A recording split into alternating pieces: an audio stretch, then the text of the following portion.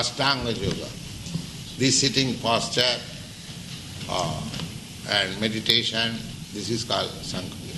And Jnana Yoga means through philosophical process, by analytical process, what is Brahma and what is not Brahma, niti. That is Jnana Yoga. Just like Vedanta Sutra, the Jnana Yoga. You study Vedanta Sutra, they say, Janmadasya jataha, they give one hint, quotes, that the Supreme Brahma, absolute truth is that from whom everything is emanated. Now you try to understand what must be that. That is explained in the Srila. What is nature of that absolute truth? The absolute truth, in the first verse of Srimad Bhagavatam, it is said, Janmadasya jata annayat itaratascha artheshu avijñā sarat. Now, the absolute truth, if he is the supreme cause of all emanation, then what are the symptoms? The Bhagavad said that he must be cognizant. He is not dead. He must be cognizant. And what kind of cognizance? Annayat itaratascha artheshu. Just like I am cognizant, you are also cognizant. But I do not know myself how many hairs are there in my body. I am claiming this is my head. But if I ask anybody, do you know how many hairs you have got in your body? That kind of knowledge is not knowledge. But the Supreme, Bhagavad says that he knows everything, directly and indirectly. I know I am eating, but I do not know how my eating process is helping my circulation of blood, how it is being transformed, how it is working, how it is going through the veins. I do not know anything. But God must be He who knows everything, every corner of His creation, what is going on, He must know. Therefore, the Bhagavad explains that supreme truth from whom everything is emanated, He must be supremely cognizant. Cognizant. Avijñā means cognizant. Then you may question, then if He is so powerful, wise and cognizant, He must have learnt it from similar. No. He says that if He learns knowledge from somebody else, then He is not God. Sarah, automatically. He is self-independent. This is the Jnana Yoga. The study, what is the nature, by just analyze what should be the nature of the Supreme from whom everything is emanated. That is explained in the Srimad Bhagavatam. Therefore, Srimad Bhagavatam is the supreme Jnana Yoga and Bhakti Yoga combined. Yes.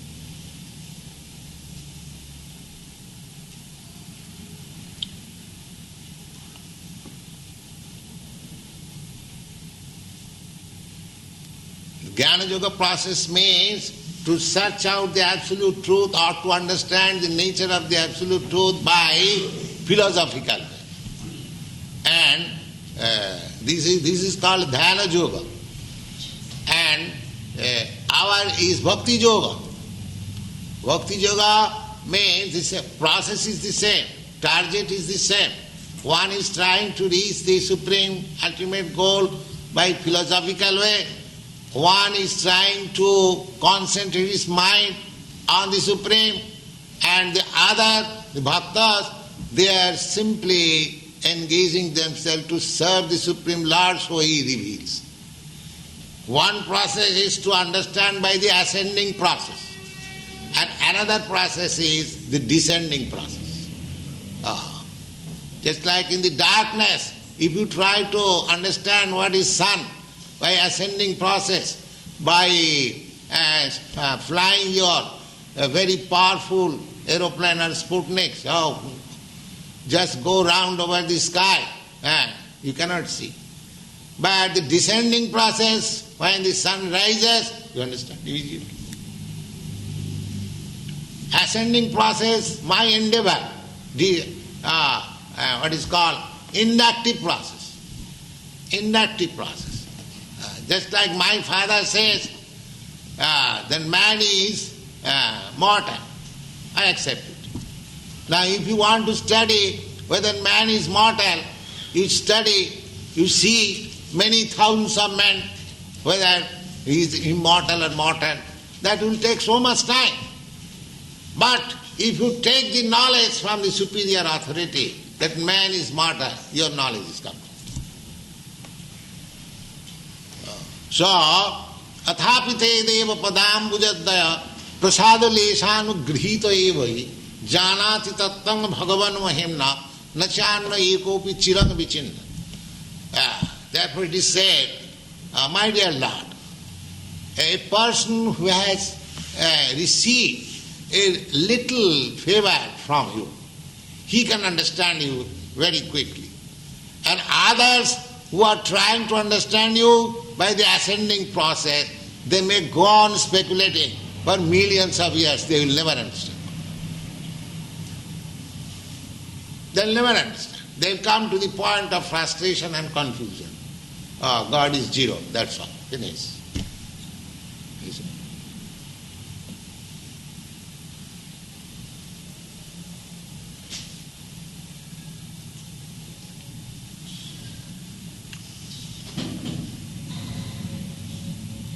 If God is zero, then how from zero so many, figures coming out? God is zero. Then Bhagavad says, Vedanta says, Janmadasya. Everything is generated from the Supreme. Now you have to study how it is generated. That is also explained. What is the way, what is the process, how to know it. This is Vedanta Sutra. The Vedanta means the ultimate knowledge. Veda means knowledge. And Anta means ultimate. So Vedanta means the ultimate knowledge. The ultimate knowledge is the Supreme Law.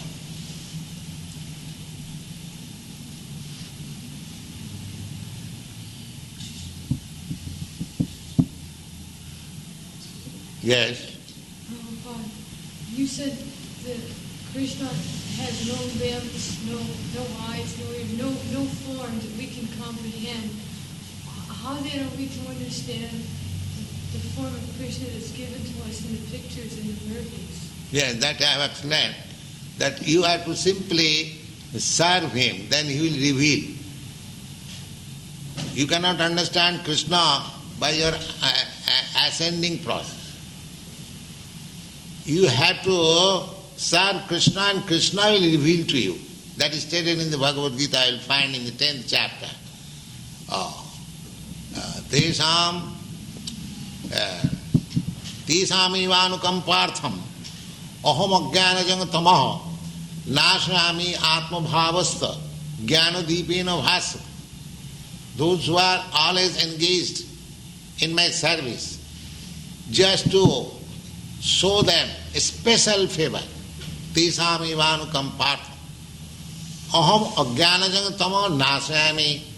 I vanquish all kinds of darkness of ignorance by the light of knowledge. So Krishna is within you. And when you are sincerely searching after Krishna by the devotional process, as it is stated in the Bhagavad Gita, I will find in the 18th chapter, Bhaktya mama vijanat. One can understand me simply by this devotional process. Bhaktya. And what is bhakti? Bhakti is this, savanam kirtanam Vishnu, simply hearing and chanting about Vishnu. This is the beginning of bhakti. So if you simply hear, sincerely and submissively, then you will understand Krishna. Krishna will reveal to you. The savanam, kirtanam, Vishnu, smaranam, padasevanam, archanam, bandhanam, dasam, there are different 9 kinds of varieties. So, bandhanam, offering prayers, that is also bhakti. Savanam, to hear about it, just like we are hearing about Krishna from this Bhagavad Gita. Chanting about His glory, Hare Krishna. This is the beginning. Savanam Kirtana, Vishnu. Vishnu means, they say everything is Vishnu. The meditation is Vishnu. The bhakti is Vishnu. Not without Vishnu. And Krishna is the original form of Vishnu. Krishna is the Bhagavan Swayam, the original form of the Supreme Personality of God. So, if we follow this process, then we will be able to understand without any doubt. 13 through 14. One should hold one's body, neck and head erect in a straight line and stare steadily at the tip of the nose. Thus, with an unagitated, subdued mind, devoid of fear, completely free from sex life, one should meditate upon me within the heart and make me the ultimate goal of life. This is the process. First of all, you have to select a nice place, solitary place, and you have to execute alone. Not that you go to a yoga class and pay your fees and make some gymnastic and come back home and do all nonsense. You see?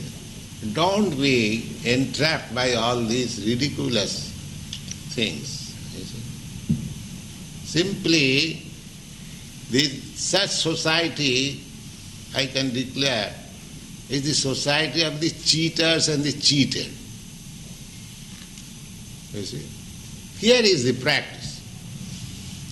Here you can see, and spoken by the Supreme Authority, Krishna. Is there any person better yogi than Krishna? Here is the authoritative statement that you have to practice like this.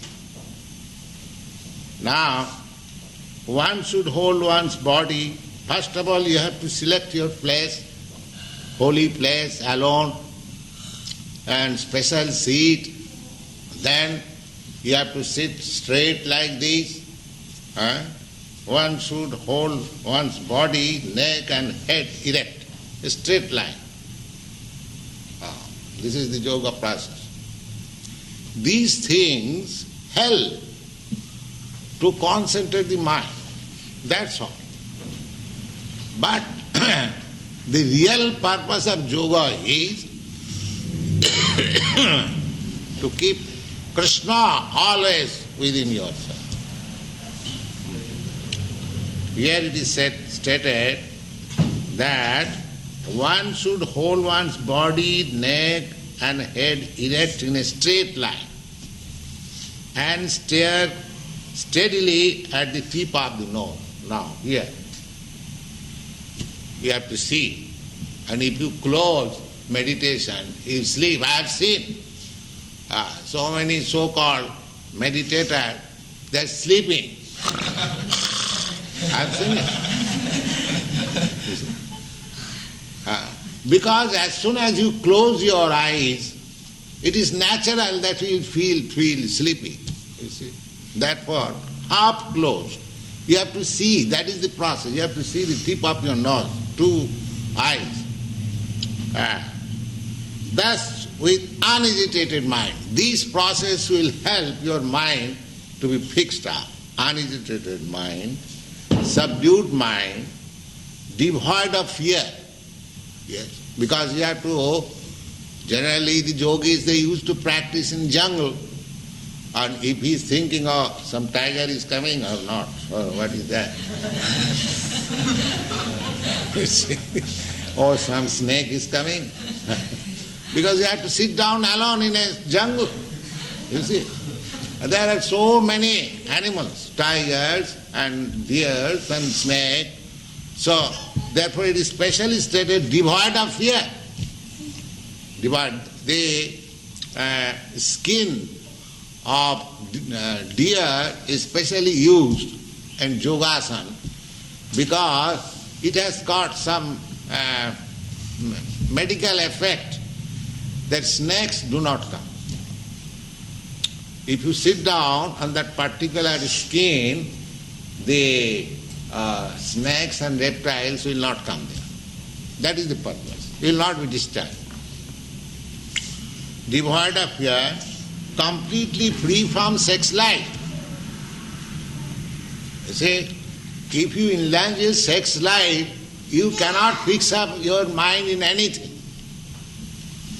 That is the effect of brahmachari life. If you remain brahmachari without sex life, then you can be determined. Just like you have seen a practical example of Mahatma Gandhi in India. Now, he started a movement, non-violent, non-cooperation. The movement, the fight was declared against the powerful British Empire. Just see. And he determined that I shall fight with the Britishers non-violent, without any weapon, because India was dependent, there was no weapon. And several times it was attempted by armed revolution. But these Britishers are more powerful, they cut down. So Gandhi, he invented this method that I shall fight with the Britishers, even they become violent, I shall not become violent, so I shall get world sympathy. And so this was his plan. He was a great statesman. But his determination was so fixed up because he was a brahmachari. At the age of 36 years, he gave up. He had his wife, but he gave up his sex life. He was a family man, he had children, he had his wife, but from the age of 36, young man, a 36-year-old, he gave up sex life with his wife. That made him so determined that I shall drive away these Britishers from the land of India, and he did it. You see? And he actually did it. So, controlling the sex life, to refrain from sex life is so powerful. Even if you don't do anything, if you simply restrain your sex life, you become a very powerful man. People do not know the secret. So, anything you do, if you want to do it with determination, you have to stop sex life. That is the secret. So, any process, take Vedic process. Either you take yoga process or bhakti process or jnana process, in no process sex indulgence is allowed. No. Sex indulgence is only allowed family life just to beget very nice children. That's all. Sex life is not for sense enjoyment. Although there is enjoyment by nature, unless there is enjoyment, why one should take responsibility of family life? That is the secret of nature's gift. But we should not take advantage of it. These are the secrets of life. You can take it. These are the secrets of life. So yoga practice, such a nice thing. If you indulge in sex life, this is simply nonsense. Simply nonsense. And if anyone says that you go on with your sex life as much as you like, at the same time you become a yogi, simply pay my fees, I'll give you some miracle mantra. These are all nonsense. They are all nonsense. But we want to be cheated. We want to be cheated. We want something sublime, very cheap. That means we want to be cheated. If you want very nice thing, you must pay for it. No, I shall go to a store. Sir, I can pay you 10 cents, you give me the best thing. How can you expect by 10 cents? If you want to purchase some value, if you want to purchase gold, then you have to pay for it. Similarly, if you want perfection in yoga practice, then you have to pay for it like this. Don't make it childish affair. That is the instruction of Bhagavad Gita. If you make it childish affair, then you will be cheated. And so many cheaters are ready to cheat you and take your money and go out. That's all. Here is the statement, authoritative statement. Free from sex life. One should meditate upon me. And ultimately, where is the meditation? Not in void. Just on Vishnu, this Vishnu form. That is Sankhya Yoga. This Sankhya Yoga was first practiced by Kapila Dev. He is incarnation of God, Krishna. So this is the secret of yoga, that these, process of sitting and seeing the tip of your nose and sitting straight, all these means will help you to concentrate your mind on the Vishnu form or Krishna. One should meditate upon me. This meditation means meditation on Krishna.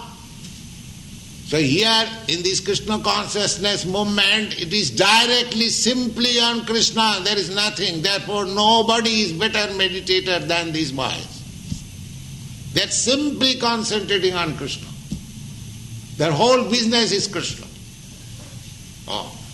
They are working in the garden, digging the earth. There will be nice rose we shall offer to Krishna. Meditation. Practical meditation. I shall grow rose and it will be offered to Krishna. Even in the digging there is meditation. You see, they are preparing nice food stuff. It will be eaten by Krishna. So in cooking there is meditation. You see, and what to speak of chanting and dancing. So they are meditating 24 hours in Krishna. Perfect yoga. Let anyone come and challenge. These boys are perfect yoga. We are teaching perfect yoga system, not whimsically on the authority of Bhagavad Gita. We have not manufactured anything by concoction. But here is the state. You see? Simply to concentrate your mind on Krishna or Vishnu. And their activities have been so molded that they cannot think of Krishna, cannot think but Krishna, Krishna, Krishna. So they have to meditate. Think upon me within the heart and make me the ultimate goal of life. Whether Krishna is the ultimate goal of life, they are preparing for themselves for being transferred to the Krishna law. So here is the perfect yoga.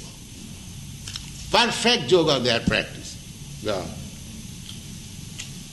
Verse 15. By meditating in this manner, always controlling the body, mind, and activities, the mystic transcendentalist attains to peace, the supreme nirvana, which abides in me. Nirvana means, the actual word nirvana Sanskrit, nirvana means finish. Finish. That is called nirvana. That means materialistic activity is finished. No more. That is called nirvana. And unless you finish this nonsense activity, see, there is no question of peace. So long if you engaged in materialistic activities, there is no question of peace. Prahlad Maharaj said to his father, Tassadu manne suravajjadehinam sada samadhyam asad graha. His father asked him, my dear boy, you are being educated, a small boy, 5 years old, father is always affectionate. And he was asking, my dear boy, what you have learned, best thing till now? He immediately, yes, father, I shall tell you the best thing. What is that? He said, Tat sadhu manne suravajjadi. My dear father, this is the best thing. For whom? Best thing for whom? He said, Tat sadhu manne suravajjadi sada samudvigna dhyam asadgrahat. These people, these materialistic people, who have accepted something non-permanent. Just try to understand each word. These materialistic people, they are hankering after capturing something non-permanent, that's all. You have seen by experience now that President Mr. Kennedy, he was a very rich man, he wanted to be president and he spent money like anything. He became president, he had his nice family, wife, children, presidency, finished within a second. Similarly, everyone is trying in the material world to capture something which is non-permanent. But I am spirit, soul, permanent. So these rascals, they do not come to sense that I am permanent, why I am after non-permanent. If I am always busy for comforts of this body, but I know that this body today or tomorrow or 100 years after will be finished. And so far I am concerned, I am spirit, soul, I have no birth, I have no death. Then what is my function? It is the bodily function. So far I am doing these material activities. Therefore Prahlad Maharaj said, Asadgraha, just see how nice. They are anxious, they are full of anxieties because they have captured something non-permanent. Their whole activities are targeted to capture something non-permanent. Therefore they are always full of anxieties. Any person, any living entity, man, beast or animal or bird, always anxious. This is material disease. So, if you are always full of anxieties, where there is question of peace? I go in the street and say, beware of dog. They are living in a very nice house, but full of anxieties. Somebody may not come. Let there be dog. You see, beware of dog. No trespassers. That means, although living in a nice cottage, very nice, but full of anxieties. Full of anxieties. Sitting in an office, very nice, good salary, always thinking, I may not lose this office. You see. American nation, very rich nation, very defense force, everything, always anxious. These Vietnamese may not come here. You see. So who is free from anxiety?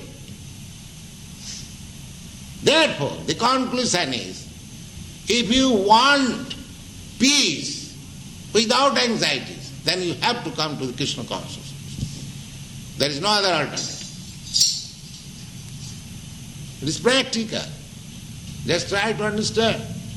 Therefore here it is said, by meditating in this manner, by meditating upon me, Krishna, always controlling the body. The first control is tongue.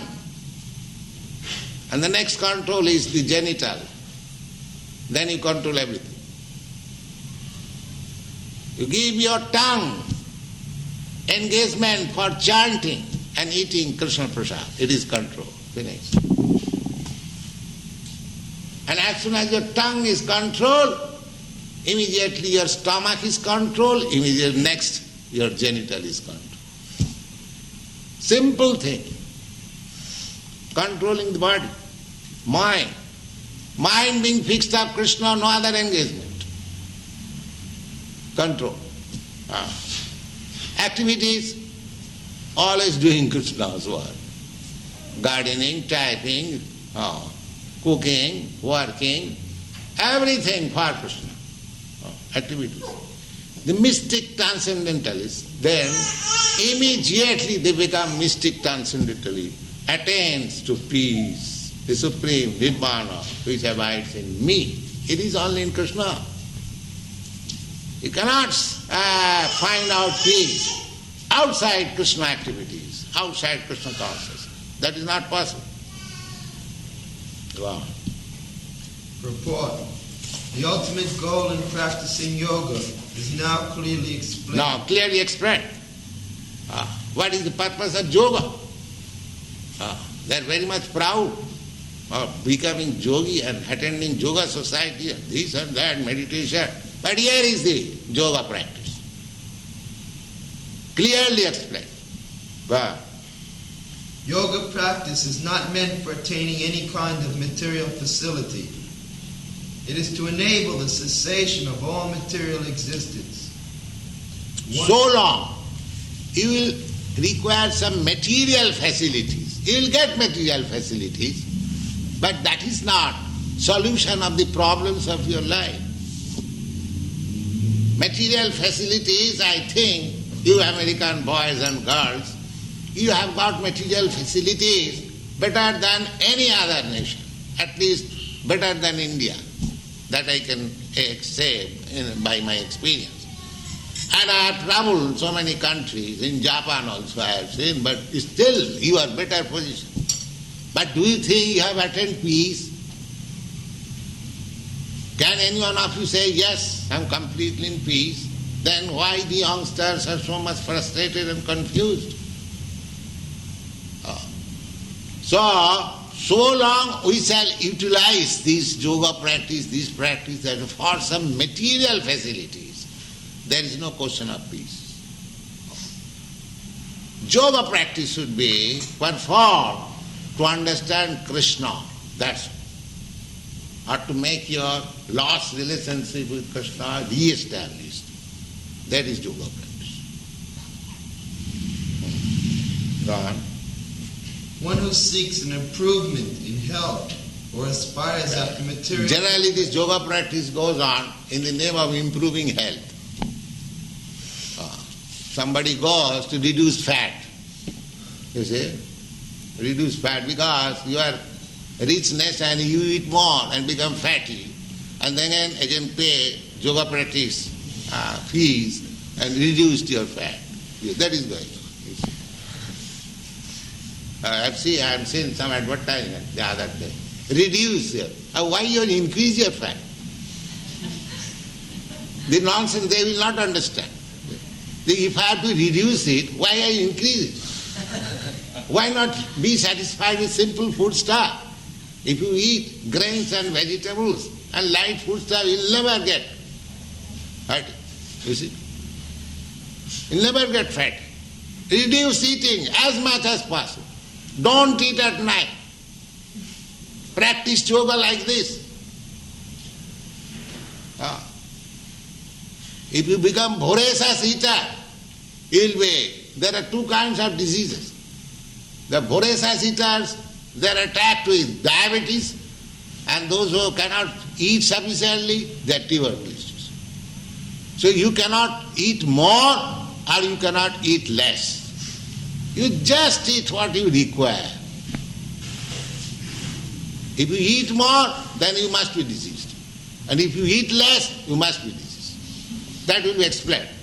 Yuktahara viharascha yoga bhavati siddhita. You are not to starve, but don't eat more. Our program, Krishna Prasadam, is that you eat Krishna Prasadam. Eating is required. You have to keep your body fit for any practice. So eating is required. But don't eat more. eat, don't eat less also. We don't say that you eat less. If you can eat 10 pounds, eat. But if you cannot eat 10 pounds out of avarice, out of this greediness, if you eat 10 pounds, then you will suffer. You see? So, here is the, what is that? No material facility. Gone. The Bhagavad cessation of material existence does not mean entering into an existence of void, which is only a myth. Yeah. So, cessation of material existence does not mean void. Because I am not void. I am spirit soul. If I was void, how my development of this body has taken place? I am not void. I am the seed. Just like you sow a seed on the ground, it grows into large tree or plant.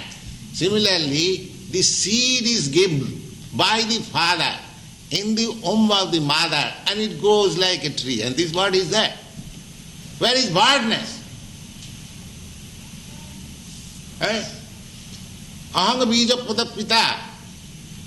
In the 14th chapter you will see that originally the seed was given by Krishna in the womb of this material nature, and so many living entities are coming out. You cannot argue against it, because actually the generation is the same process as in our practical life. You see, the father gives the seed in the womb of the mother, and the mother nourishes the child to grow body. So there is no question of void. If the seed would have been void, how this nice body has developed? So, Nirvana means not to accept any more material body. Don't try to make it void. That is another nonsense. Void, you are not void. Void means to make void this material body. This full of miserable conditional body. Just try to grow your spiritual body. That is possible. Jadgatyana nivattanti tadhyama paramangoma. These things are there. So, we have to become very intelligent to understand what is the problem of life, how should we use this valuable human form of life. Unfortunately, this education is practically nil all over the world. Perhaps this is the only institution who is presenting the actual problems of life and actual value of life. This Krishna consciousness movement. God.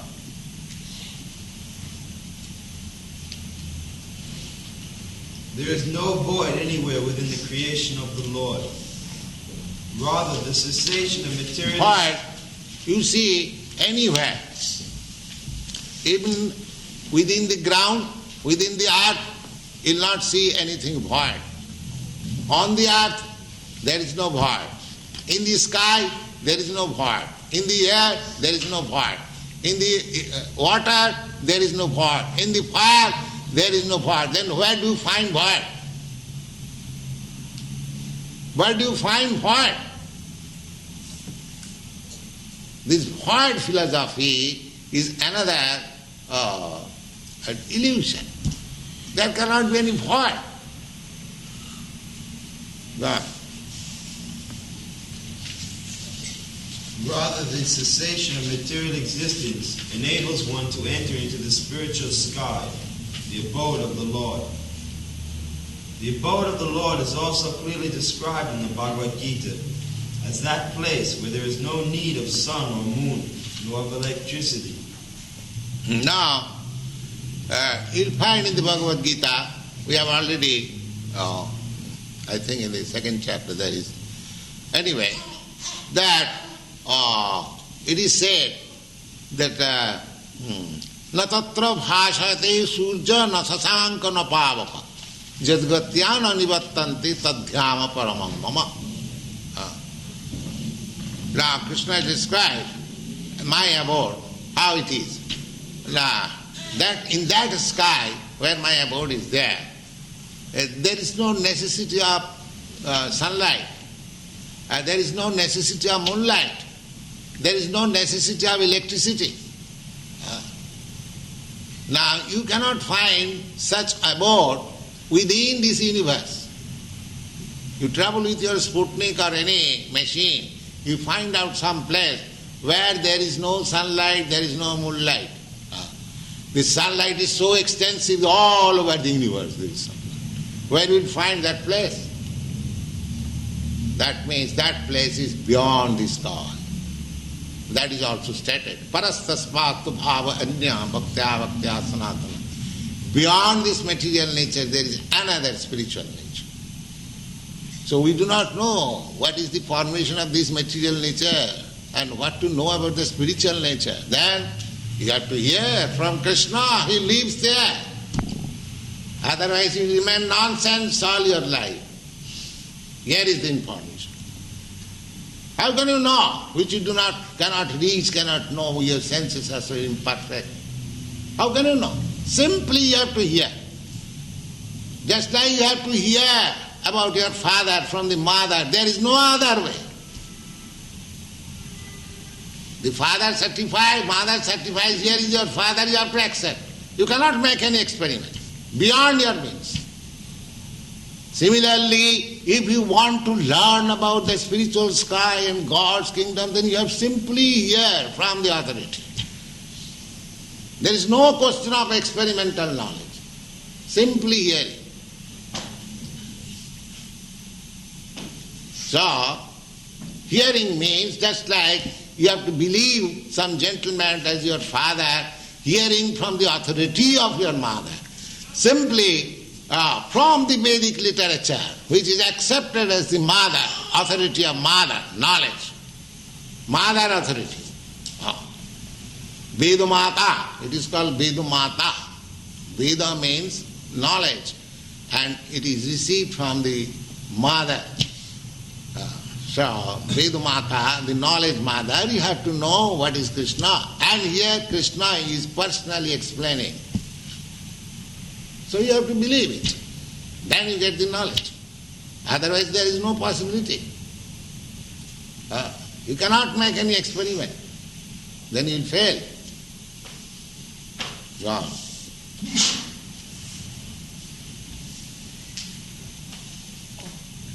All the planets in the spiritual kingdom are self-illuminated like the sun in the material sky. Because here, this planet, this earthly planet, is not illuminating. Therefore you require the illumination by the sun, by electricity, by moon. But there the planet, the Krishna is self-effulgent. His planet is also self. One example is this sun. Sun is the self-illuminating planet. If in the material world there is possibility of this illuminating planet, what to speak of the spiritual world? All the planets they are illuminating. Self-illuminated. Just like jewel. Jewel, a diamond, a piece of diamond, you put it in the darkness, it is self-illuminated. There is no question of illumination to show, here is the diamond. It is self-illuminated. Even in this material world you find. So, that planet, Krishna planet, Goloka Vrindavan, that is self-illuminated. We are given that picture in our Srimad Bhagavad. Self-effulgent. There are many millions of planets in that spiritual sky. Wow.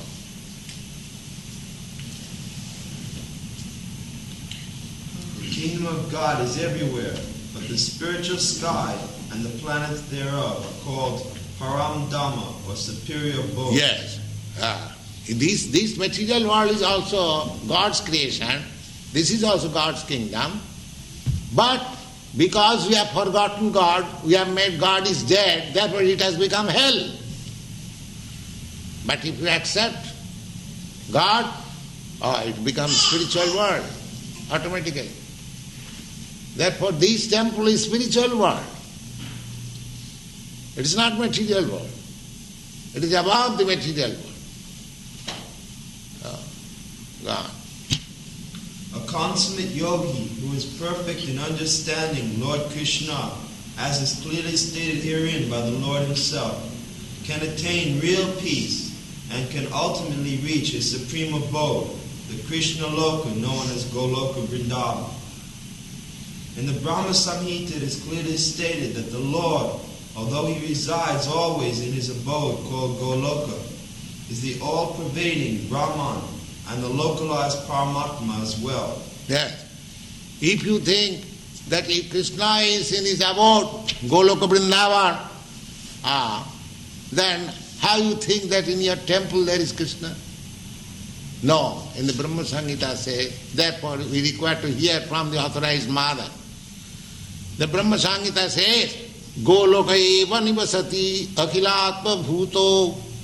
Although he is living in his abode, Goloka Vrindavan, he is everywhere. He is everywhere. Just like the same example can be used. That sun is 90 million miles or something like that, away from us, but it is within your room. Otherwise, how you say, sunlight is here? So if sun can penetrate within your room, cannot Krishna penetrate within your heart and room and every corner?